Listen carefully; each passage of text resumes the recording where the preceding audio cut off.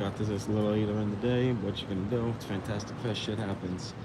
Here to recap day 5. Day 6 is about to start, so Jesus Christ, they're all halfway through. Day 5 was a pretty good day, not gonna lie.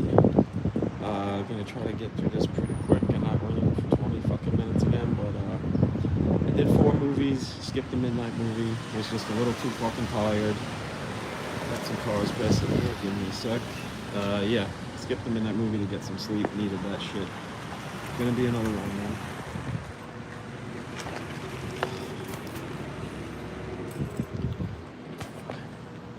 So, yeah, day 1, movie 1, excuse me, was French-Belgian crime movie called Maldoror, semi-based on true events. It's not exactly a Zodiac movie, but it has the feel of Zodiac. Yeah, not based on true, but based on true events of missing children and dead children. It's a pretty dark, heavy movie. So it was right up my alley, dark and fucked up. It's a little more upsetting than Zodiac, just because of the crimes involved and the way everything unfolds. But it's not like unrelentingly bleak and sleazy. It's, not edgelordy. It does things pretty artfully, I would say. It's a very watchable movie. And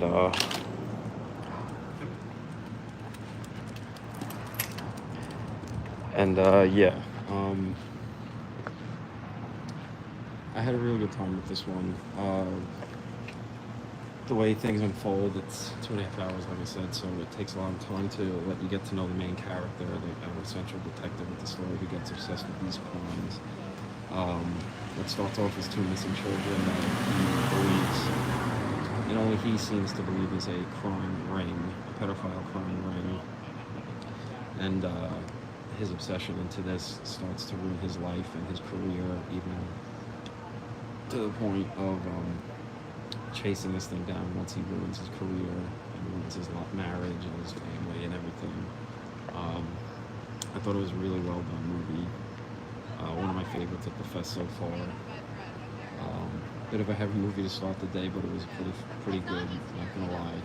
Different feel, different vibe than what you usually get at this fest that I've gotten so far at this fest. So then I went to my next movie, the 2 o'clock round. This movie, Gazer. It's an American movie, and it actually played at Cannes, which was interesting.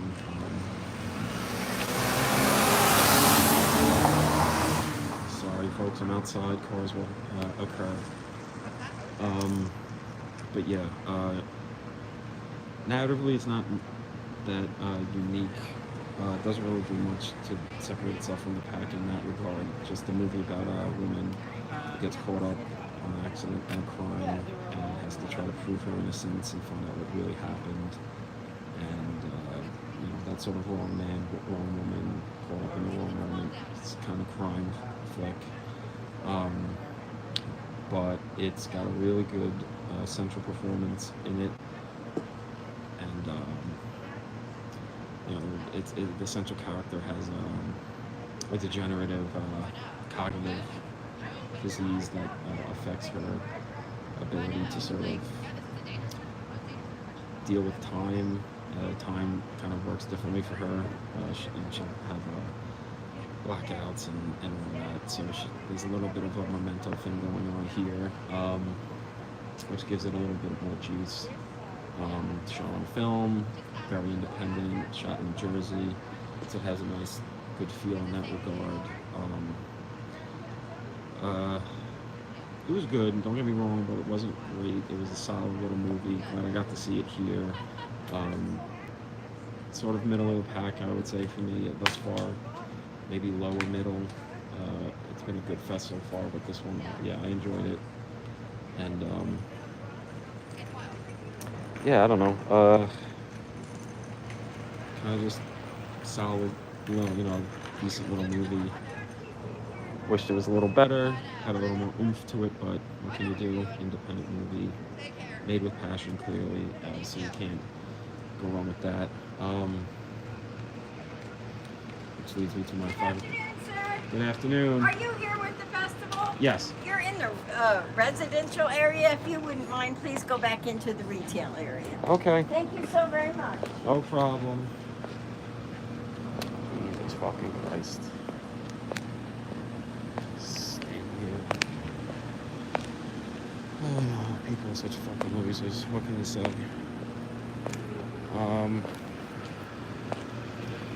Alright. So my 5 o'clock round was the 10th anniversary 4K restoration of The Guest. Great movie, haven't seen it in a while, so I figured why not. Nothing else in that room was ringing my bells. Went to see that. Just a nice reminder that one of the best movies of the 2010s. Adam Wingard's best movie, I think, and I like a lot of his stuff.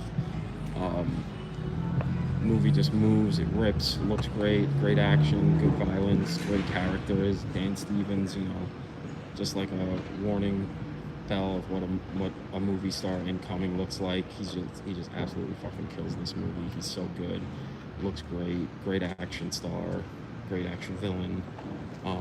Mike Monroe is great, the cast is great. It's nice seeing it. I couldn't really tell you, because it's been so long, how great the restoration is, but I could just say the movie looks great. I hope they announce a disc soon, and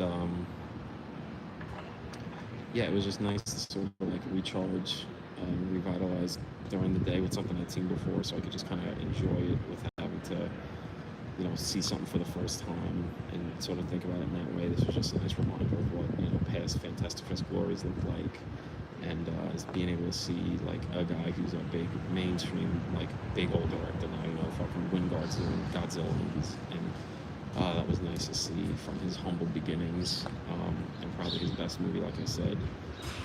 Great crowd, everybody was really into it. I feel like most people have seen it already. So yeah, The Guest was my 5 o'clock round, and I really enjoyed that. Which then leads me to the 8 o'clock screening. I got into the third secret screening.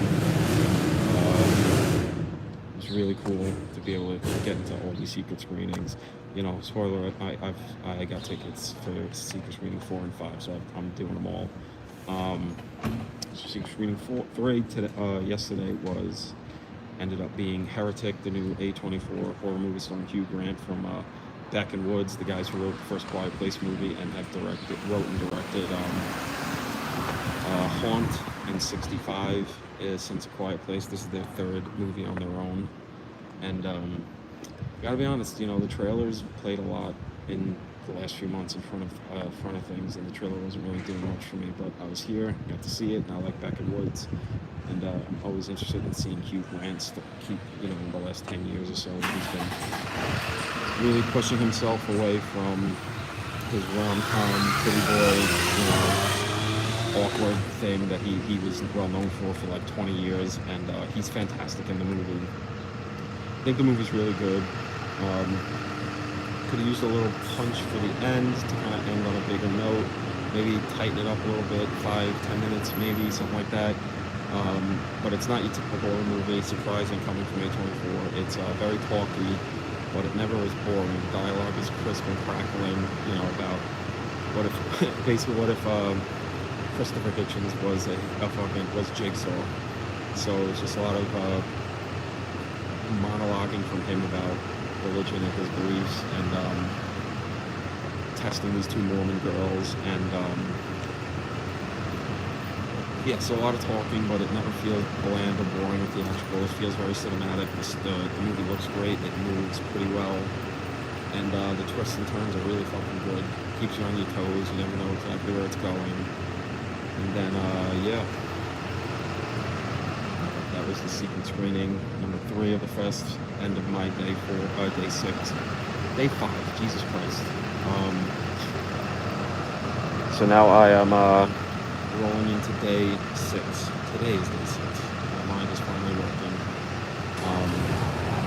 And I've got some interesting stuff going today. Give me a second. We got a big old truck.